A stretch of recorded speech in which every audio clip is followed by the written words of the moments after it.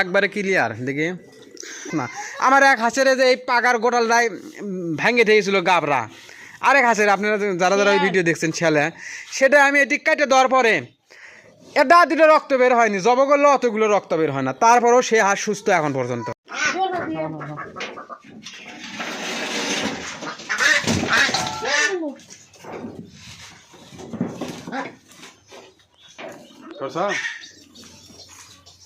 এই গোলাতকে ধরছ বাইরে নিয়ে আসো।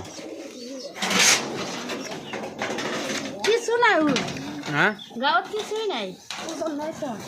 এদিক নিয়ে আসো। দেখো তো ওর ইয়ে পিছনে ওটা ইয়ে আছে, ভালো গেছে। পড়ে গেছে নাকি? হ্যাঁ একবারে ভালো হয়ে গেছে, কিছু নেই। একটা ক্লিয়ার। ইরি আল্লাহ, একবারে ক্লিয়ার। একবারে ক্লিয়ার দেখি। বুঝন নাই। আসসালামু আলাইকুম, আশা করি সবাই ভালো আছেন। তো আপনাদের যারা হাঁস খামার করেন, হাঁস খামারের একটি গুরুত্বপূর্ণ একটি বিষয় নিয়ে আজকে আমি আপনাদের সাথে আলাপ আলোচনা করতে যাচ্ছি। তো এই হাঁসটা মূলত আমার ডিম পাড়া হাঁস, ওয়েট খুব একটা যে কম তাও না, এখনও প্রায় 1 কেজি 300-400 গ্রাম আছে। এই হাঁসটা আমার খামারের সবচাইতে বড় হাঁস।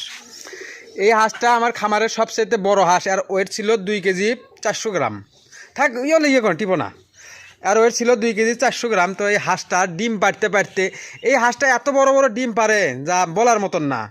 ডিম পাড়তে পারতে আর পিছনে কী হয়েছিল মনিকা, আর এই ব্যাক পার্টটা বাই হাঁচছিল, আর ঝোপা শুদ্ধ বাই হাঁচছিল।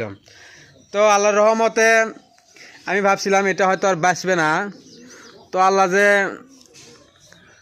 কত বড় বিপদের হাত থেকেও রক্ষা করে, তো তারপর মানে এটা আমি এই হাঁসটা আমি ভাবছিলাম যে এই হাঁসটা বাঁচবি না, এই হাঁসটা জব করার নিয়ত করছিলাম, কিন্তু আল্লাহ আর হায়াত রাখছে বিদায় এটাকে আমরা জব করতে পারিনি। কি কমনিকা তুমি? হ্যাঁ, এই হাঁসটাকে আমরা 2 দিন জব করার নিয়ত করছিলাম। এই হাঁসটা মানে ডিম পাড়তে পারতে পিছে মুড়ে এই মানে ডিমের ইয়ে থলিটা কটাল, মানে আর যেটা আর কি গোয়া বলে আর কি, ওটা পুরোটাই বাই হাঁচছিল।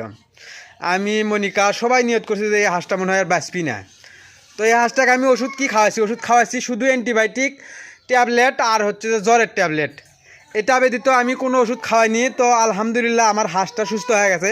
আমি এই বিষয়ে অনেকের কাছে অনেক মানে আলাপ আলোচনা করছি যে আমার এই বৃত্তান্ত হাঁসের, এক হাঁসের ইনকে ডিম পাড়তে পারতে পাশে মেরে গোয়া বাইর হয়ে গেছে, তো এটার সমাধান কি? তো অনেকে আমাকে বলছে যে ভাই এটার কোনো সমাধান নাই, ওই হাঁসটা আপনি জব করে খাবেন। তো আমি আল্লাহর উপর ভরসা করে, হাঁসটা আমার শখের হাঁস, এই হাঁসটা মানে আমার খামারের সবচেয়ে সুন্দর হাঁস, সবচেয়ে বড় হাঁস।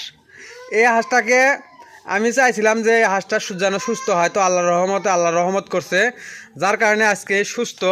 তো আপনারা সবাই দোয়া করবেন। এই হাঁসটা অনেক বড় বড় ডিম পাড়ছিল, পারতে পারতে আর গোয়ার মানে পিছনে ওটা বের হয়ে গেছিলো। তো আল্লাহর রহমত অ্যান্টিবায়োটিক আর হচ্ছে যে আপনার ইয়ে খাওয়াইছি জ্বরের ট্যাবলেট খাওয়ানোর পর ইনশাআল্লাহ আল্লাহর রহমতে ভালো হয়ে গেছে। তো হাঁস খামারের এটাও একটা অভিজ্ঞতা যে আপনার একটা হাঁস হুট করে অসুস্থ হলো আর আপনি অমনি জব করে ধরে খালেন, এটা তো তার কোনো সমাধান না। হাঁস খামারে অসুস্থ হলে সেটাকে ট্রিটমেন্ট নিতে হবে।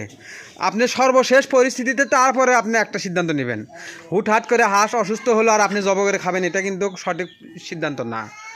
তো আলহামদুলিল্লাহ এটাও একটা অভিজ্ঞতা হলো যে অসুস্থ হাঁসের ডিম পাড়তে পারতে ডিমের পিছে মেরে যদি ওই মানে পায়খানার দাঁড়টা বের হয়ে যায়, এটাও যে সুস্থ হয় তার নিখুঁত প্রমাণ আমি নিজে। এই হাঁসটা আমার খামারের সবচেয়ে বড় হাঁস। তো আমার একটা আল্লাহর কাছে বিশ্বাস ছিল যে এই হাঁসটা আল্লাহর রহমতে সুস্থ হবি। অসুস্থ হয়ে কোনো হাঁস মরবি এত সহজে না। হাঁস মরবি এটা স্বাভাবিক, কিন্তু এতটা সহজভাবে যে হাঁস মৃত্যু হবি তা এতটা সহজ না।